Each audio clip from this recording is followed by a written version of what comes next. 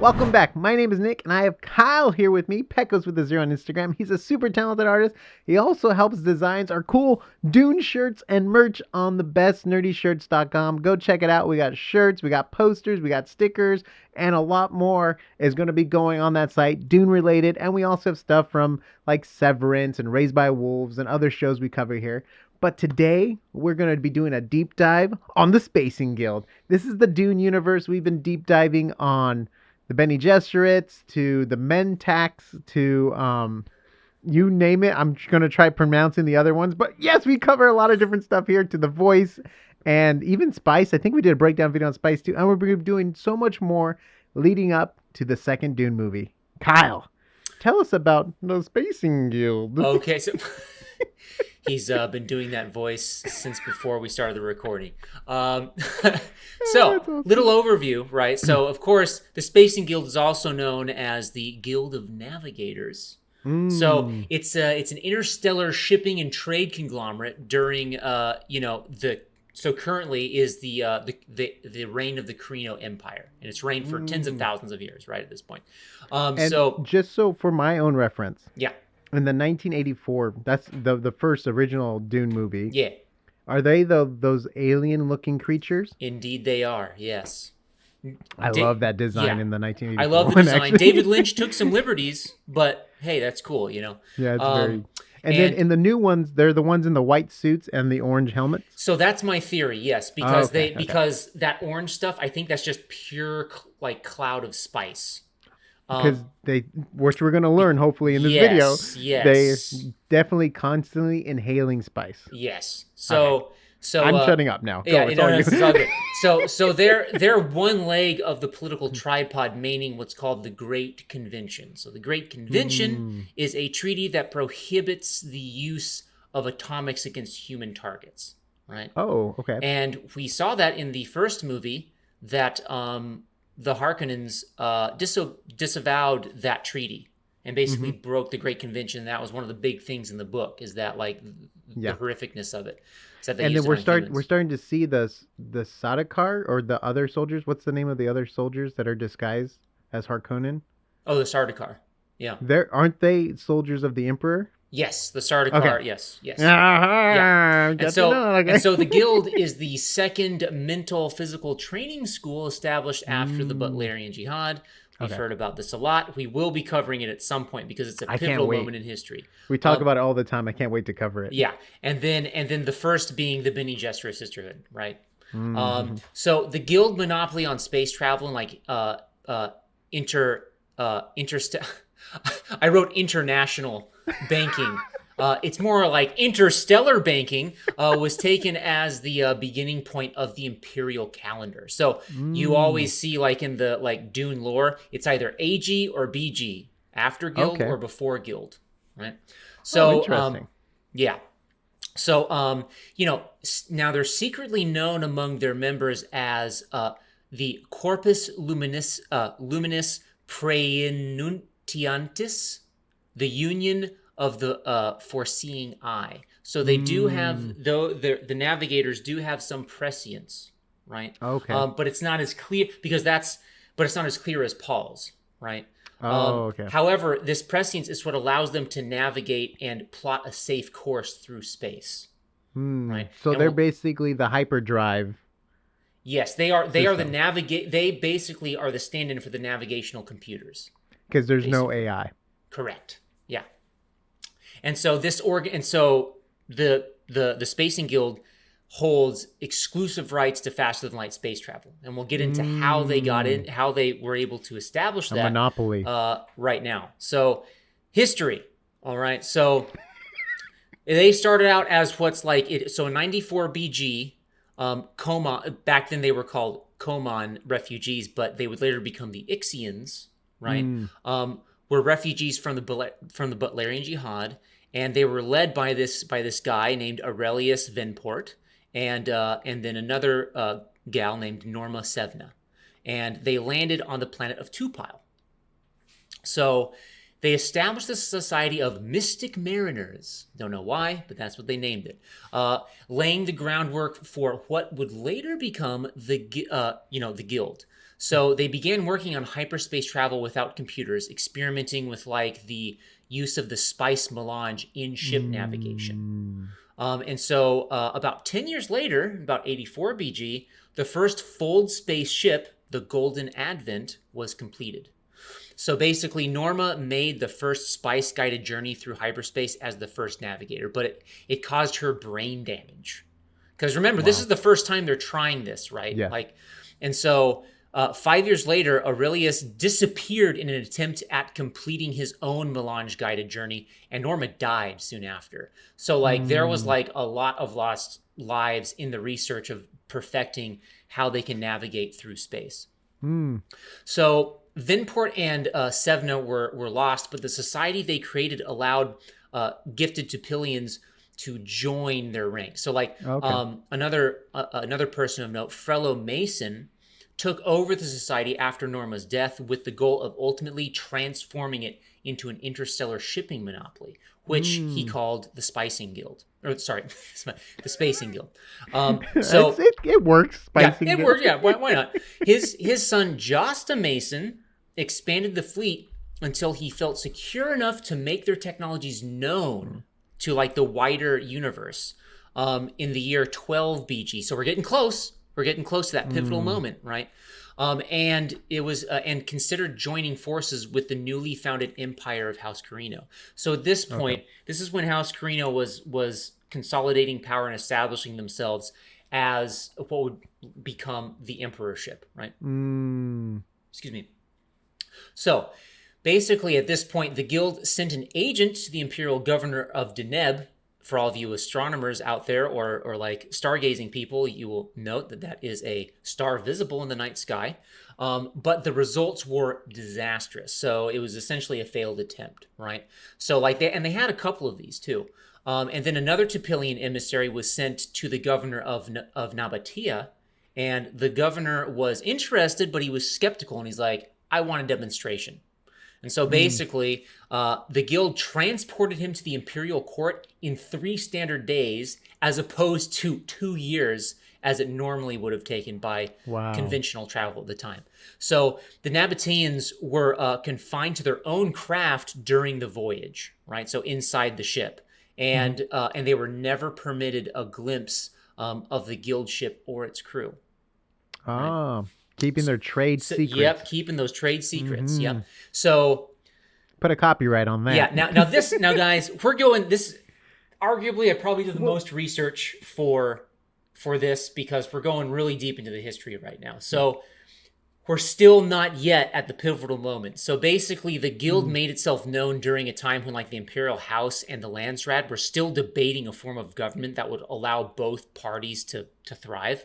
And so, like, when the emperor Saudir the First heard of the demonstration of the guild, he basically factored in the guild as a third party in his political calculations. So Saudir arranged a great what's called a financial synod on Ararium 4 in 10 BG. So we're getting closer, right? Decade out, where the guild participated. So the guild representatives offered melange, representing it only as a spice which would extend human longevity, claiming ignorance of the source of where they got it. And of course, any additional facts about its prescient powers and other mind-altering things were definitely kept, were not mentioned. Right? Was this before the Bene Gesserits were formed? No, the Bene Gesserit were still were still like a thing, but they hadn't come into their full established potential yet. Is that because they haven't had access to spice yet? That's a great question. Okay. I don't know. Okay. Yeah. Oops. So the emissaries warned against attempts to use the guild for purposes other than those negotiated. So they were really strict in their treaties, basically. So they pointed out that no political entity could match the guild in space, and a search for their homeworld would take years. It would result in the destruction of their hyperspace industry. So basically, they basically took a scorched earth policy approach. They're like, hey guys, if you ever try to find out where we are and like try to redo our technology, we will be out of here. We'll take our ships with us, and you'll be out. You'll be out of the game. And so basically, the synod lasted for years with negotiations between the emperor, the Landsraad, and the guild, almost deteriorating at certain points. Like it was like touch and go for a long time. So eventually, the emperor Saudir came up with the proposal of what would be called Chome Corporation. That's another video we should probably do, because it is another huge edifice of Put it on the list. Yeah, put it on the list. So basically, it was a commercial and economic monopoly that served as a regulatory body, right? So basically, it's like corporate interests installed as a regulatory body. So it's like, okay, like that seems like room for corruption, but you know, that's just me. And so now at this point, the guild had come into their own, and they had a monopoly on space travel, right? So the guild, it sounds like no one can travel. Yeah, unless they're except through the guild, notified, because the vast distance, space is vast, right? And they're the only ones that have the technology to do it. And in a way, if you think about it, when the train was invented or something like that, or like or boat travel, it's like whoever owns the boats, you can't go to the New World and stuff like that. That's pretty. It's the East India Trading Company. Yeah, very historical, poignant point there, Nick. So the guild began its monopoly 5 years after the end of the synod. So basically the year 1 after guild. So there were also ancillary personnel, and all of them like making up this closed society who's like, their highliners maintained and regulated transportation between planetary systems, right? Or solar systems even. So this is where we start to get like, like the fish people and like, the people in the tanks as the navigators, and then like the initiates and like them wearing the masks and stuff. It's because of the spice. Yeah. The long exposure. And I have a quick question about spice. Yeah. So I know it's like tough for people to leave Dune. Dune's the planet with the spice, right? Yeah. Yes. Arrakis is the correct name? Okay. So I know once you're like exposed to heavy spice, it's hard to leave the planet, right? Because it's like you constantly want the spice. Well, that's the thing. If an addiction? Yeah. So you could leave the planet as long as you had spice flow to you, right? But if you're poor, like let's say you're a Fremen and you don't have a lot of money, but you've already had a spice diet and you leave, you would die because you wouldn't be able to purchase, because it's for a premium, right? And that's why the space navigators are constantly with spice. Yeah. Okay. And we'll talk about how they're able to get that, I believe. So now that brings us to where we currently are in the current events of the movie. Right? Timeline of the movie. Yes. So this is during the Carino dynasty. So like in the year 10191 AG, when it's called the Arrakis affair boiled up, the guild made overtures to the Bene Gesserit.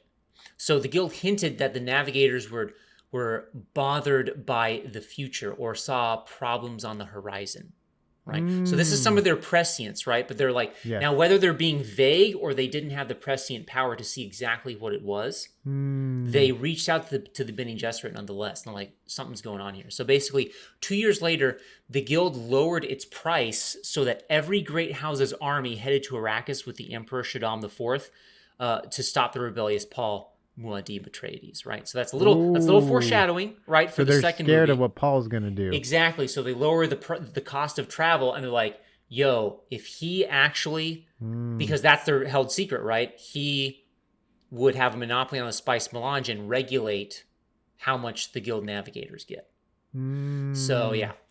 So basically the Uber of the universe would be halted. Exactly. So that's the thing. Whoever controls the spice controls space travel as well, if you think about it. Yeah, everything. Everything. So that's kind of where we're at. That's where we can maybe expect to see more. Yeah. Like I'm really hoping we get to see more of the Spacing Guild a bit and the politics around that and what Paul is beginning to do as he gains influence in the Fremen. So now a little bit about their structure, or should I say a lot about their structure. They're very regimented order. So, okay. I mean, if you have secrets, you have to hide them you under gotta layers keep and the layers of hierarchy, paperwork. buddy. Yeah. So the Spacing Guild was divided into like 5 main departments, okay? And this is going to sound a lot like a corporation a bit, Because it right? is kind of, Yes. right? Yeah. So basically they have accounting, legal, security, operations, and Tupile, which you'll know is the name of their planet. Oh. So accounting and legal is pretty standard and understandable. So like it involves payroll and the financial records, and legal and contracts involve 4 different areas, right? And those like the main like areas in which the Spacing Guild has deals with, right? Which is Imperial, the Landsrad, Chome, and Internal. So within themselves, right? And then the next one being security. So the security department is the most efficient secret police organization ever founded. It's pretty nuts. So they have it broken into subsections. So they have covert operations, which are divided into 2 branches. Planetary, mainly used for subverting locals with controls who Man, it hold sounds like offices in the guild's FBI, local offices. CIA. Yeah, exactly, right. And then they have interior, so they're staffed completely by full-time guild employees. It's responsible for knowing the exact cargo loaded onto every guild liner, and even when the cargoes are personal ships of the passengers, covert operations of the interior like find out who and what is aboard, right? No matter what. It's also responsible for the very few cases of lost shipments. Okay. Yes, and then another subdepartment is Psych. And it's Okay. basically the largest single section of the organization, since the guild strongly prefers prevention over cure approach, right? So they have the public relations office. So they're responsible for keeping the rest of the empire in the dark about the location of Tupile, which they call maps covertly, for propaganda, which they call misinformation, and for the acquisition of goods and the investment of assets, which is called purchasing. And then they have ombudsmen under Psych, and basically they function as roving visible ears, always willing to listen to any like complaint from employees and to see like what could be done to correct the situations giving rise to the complaints, right? So they do try to regulate within their own body and be like, okay, what's wrong here? What do we need, to shore up, rather than just outright killing them. So that was a little hint that I'm like, okay, these guys are civilized to a degree, right? Yeah, not so medieval. Unless it benefits them, there's right. And then they have testing, so that they're responsible for assuring that all employees are satisfied. It also handles polling, both internally and externally. So they do a bunch of stat gathering, basically, right? And then they have employee relations, which is HR, right? You got pretty much everyone understands what that is. Yep.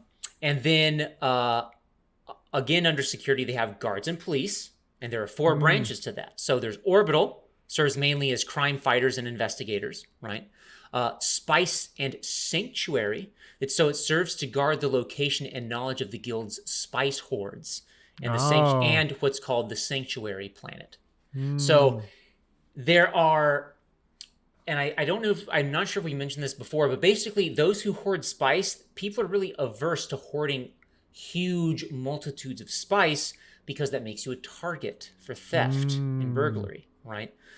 So the Spacing Guild tries to keep that under wraps, like absolutely under lock and key. Yeah. And then they have internal police.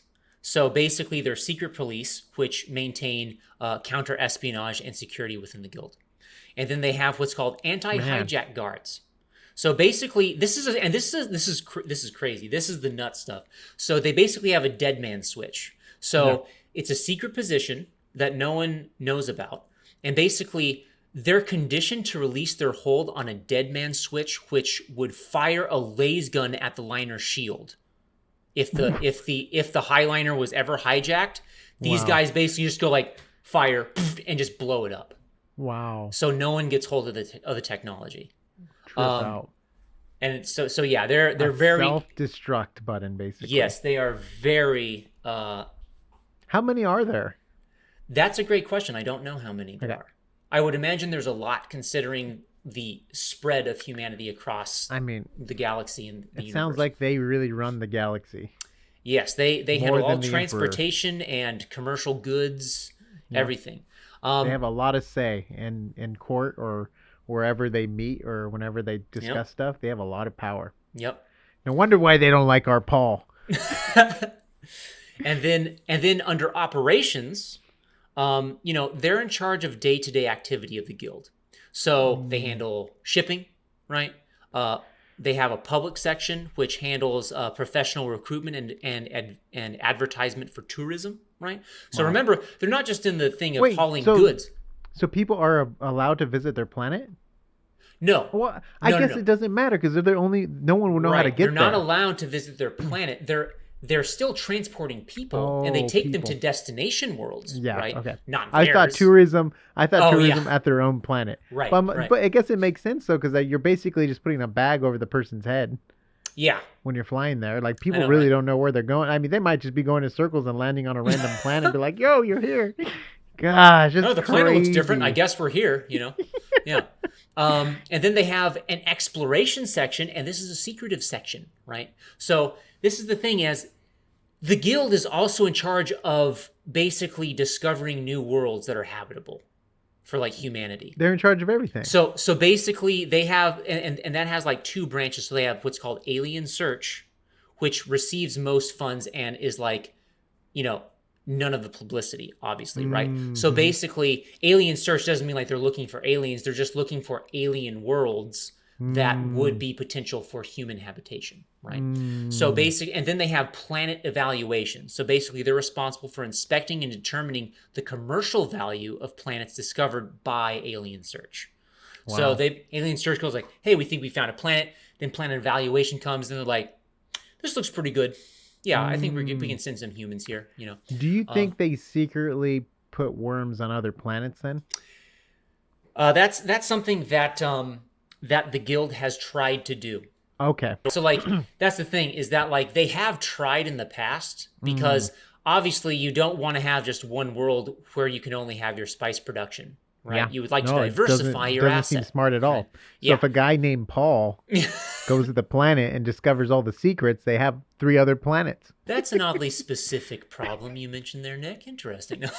And then they have research and development, and of course it's highly classified, right? So they're probably researching how to make their, ships faster and bigger and whatever, Then they have the Tleilaxu branch. They're concerned with evaluating any data discovered by security about the Tleilaxu progress on the navigational computer. So remember, the Tleilaxu always skirt the border of being heretics by actually creating thinking machines again, or like computers, right? And basically there's rumor that the Tleilaxu are experimenting on navigational computers, which is explicitly done by guild navigators right now. Right. Yep. So that's going to hurt business. Yep. They have their own secret section of operations for that. Then there's training methods, right? This reminds me of like when the whole Tesla wanted to do free abundant energy, but because there was a monopoly on coal and stuff for trains, is like they quiet the person, they snuff them out, like no other options but ours because we own it. All right, keep going. Sorry about that. And no, that's cool. And then and then training methods that allows them to like study better ways to ensure loyalty through like drugs, indoctrination, or anything else that might work. So basically, how do you tread the corporate line? Like how do you enforce stuff? And then there is another special section within operations called Arrakeen fauna. And guess what fauna they're concerned with, right? So basically it tries to find some way to keep sandworms from Arrakis alive off planet for transplant purposes so they can put them on another planet, right? Which was my question earlier. And they have not been successful yet, as of right now, currently. Do they have a zoo on their planet where you can view the worms? That would be great. I wonder. Actually, we're going to find out about their planet right now, about Tupile. Oh, cool. Perfect. I could be pronouncing it wrong. It could be Tupile. It could be Tupile. I don't know. Tupile? You know what? In the comments, let me know what it is if I'm pronouncing it wrong. So this is the home base of the guild, whose location is kept totally secret. So basically, Tupile acts as like a retirement home for guildsmen. It's it's like a huge recreational space. It's an advanced training center, and like it's a hospital for guildsmen who need special treatment, right? After being in those tanks all that time, right? And like basically having their fish needs met, maybe their gills massaged. I don't know. Every ship in the guild's fleet is overhauled at least once every 3 years here. Wow. At Tupile. So you can just imagine this influx of just ships constantly coming and going. Just basically. Nuts, right? And The whole only with planet's guild a port. navigators on board, no other off-worlders, right? Unless they're dead. Yep. Exactly.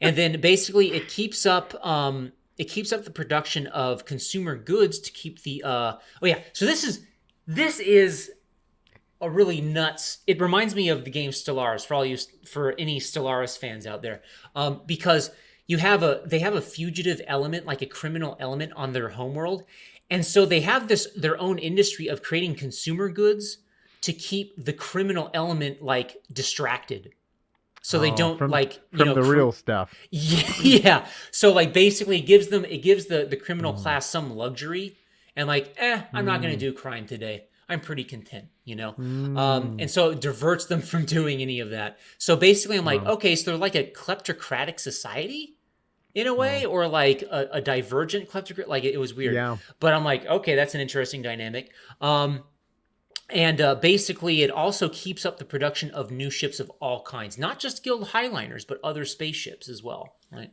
Well, don't they own all of the spaceships? Well, as far as I know, they own all of the highliners, which are capable of fold space technology, right? There are other spaceships that are more local, right? That like use common propulsion or relativistic travel, right? So there's like a subset of those, but all the highliners, that's their bread and butter, right? Oh, I get it. So now a little bit more of their hierarchy, right? So Nick, how are we doing on time? Am I boring Great. you? Is this no? okay? Am I not asking enough questions? I'll ask more. Okay. So, the Spacing Guild is by its very nature a secretive organization, if you haven't already noticed, right? Yeah. That takes up functions previously covered by the Thinking Machines. So just as Mentats and the Bene Gesserit do. So their very existence rests on the proprietary knowledge of space folding. So the role of Guild Navigator is the most prestigious, the most basically the ambition of almost all of those who join the guild, right? Like your goal is always to be a Guild Navigator, right?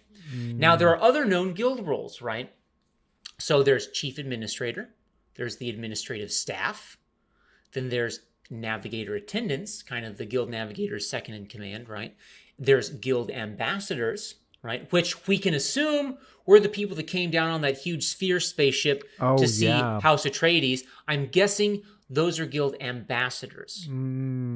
But well, I guess the only way they would get to Arrakis is with them. Right. So if I'm wrong, let me know in the comments. And then they have technical support staff, I would imagine, because these ships are nutso big. Right, like 20 kilometers long and shit. Yeah. You need a lot of people fixing them and stuff. Closely. Yes. And then the members of the guild commonly wear gray uniforms with the guild's. So it's called analemma. Analemma. There we go. Yes. So uniforms with the guild's analemma sigil. So it denotes the figure 8. And so it looks like an infinity path, but what it's actually denoting is the sun over the course of the year from a fixed observational position on Earth. Oh, interesting. So actually, like there are photographic composites of it. You'll notice that the sun does this weird figure 8 in the sky, and basically that's emblazoned on their sleeves. Right? Oh, trip out. Yeah, and then now of course with their dependence on the spice melange and all this technology, they do have some dependencies, right? So the guild navigators are totally dependent on spice in order to safely deliver a vessel via the Holtzman effect. So we've mentioned the Holtzman effect before a little bit, but essentially the Holtzman effect is essentially the repellent force of subatomic particles.